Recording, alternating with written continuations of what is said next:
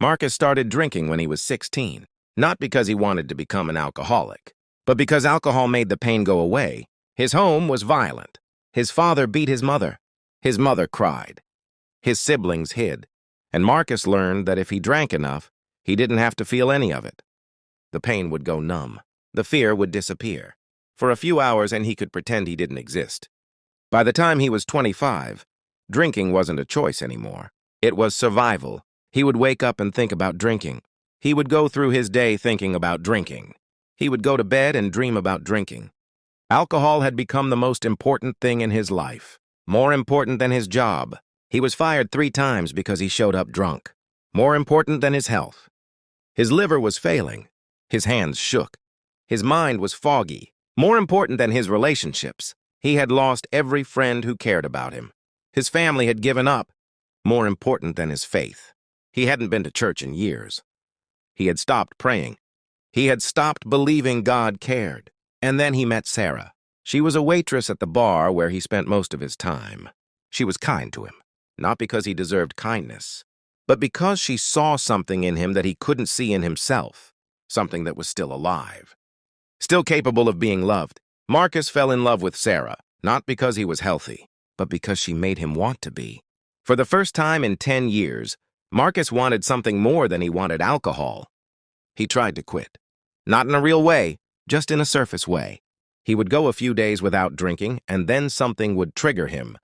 A memory, a bad day, a moment of real feeling, and he would relapse. He would apologize. Sarah would forgive. He would promise it wouldn't happen again. And then it would. The cycle repeated for 2 years. And then Sarah got pregnant. Marcus held the pregnancy test in his hands, and something broke open inside him. A child.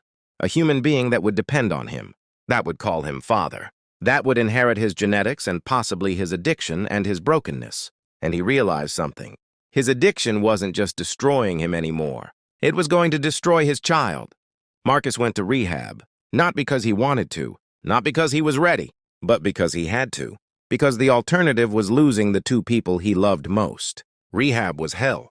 The withdrawal, the shaking, the sweating, the nightmares, the flashbacks to every painful thing he had been running from since he was 16. All the pain he had been numbing came flooding back, and this time he couldn't run. He had to feel it. All of it. And in the middle of that pain, Marcus broke. He got on his knees in a rehab facility with other broken men, and he cried. Not quietly. He sobbed. Deep, body-shaking sobs. And he prayed. Really prayed. For the first time since he was a child. God, I can't do this. I can't feel this. I can't survive this. But I have to. Because my child is coming, and I can't be the man my father was. I can't pass this down. So I need you. I'm begging you. I need you more than I've ever needed anything. God answered that prayer. Not by taking the pain away, but by giving Marcus the strength to feel it without running. By giving him community. Other addicts who understood. Who didn't judge. Who knew what it was like to be enslaved by something. By giving him a sponsor who walked with him through every craving. Every triggering moment. Every time he wanted to relapse. By giving him Sarah. Who stayed. Who believed in him even when he didn't believe in himself. Marcus got sober. One day at a time. Some days were easier. Some days were impossibly hard. But he stayed sober. His daughter was born, and Marcus held her in his arms and made a promise. I'm never going to hurt you the way I was hurt. I'm never going to make you ashamed of your father. I'm going to be present. I'm going to be sober. I'm going to be the man you deserve. 5 years into sobriety, Marcus realized something. Addiction hadn't just been destroying him. It had been a teacher. Because in fighting addiction, he learned what real strength looked like. Not the ability to numb pain, but the ability to feel it and keep going anyway. In recovery, he learned what grace looked like. Not from himself, but from Sarah, from his sponsor, from God. From the community of broken people who believed he could change. In sobriety, he learned that he wasn't beyond redemption. That God's love wasn't conditional on his perfection. That he could be a father to his daughter not because he had it all figured out, but because he was honest about his struggle and doing the work anyway. Marcus went back to church, not because everything was fixed, but because he was learning that church wasn't for people who have it all together. Church was for people like him, broken, struggling, trying to become better. He got baptized, not as a performance, but as a real commitment. I'm putting down the addiction. I'm picking up my faith. I'm choosing to be the man my daughter needs.